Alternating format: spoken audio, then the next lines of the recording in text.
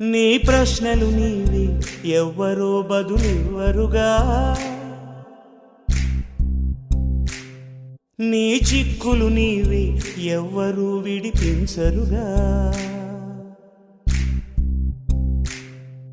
ఏ గాలో నిన్ను తరుముతుంటే అల్లరిగా, ఆగాలో లేదు తెలియదంటే చెల్లదుగా. 10 నెలలు తనలో నిన్ను మోసిన అమ్మైనా అప్పుడో ఇప్పుడో కననే కనను అంటుందా.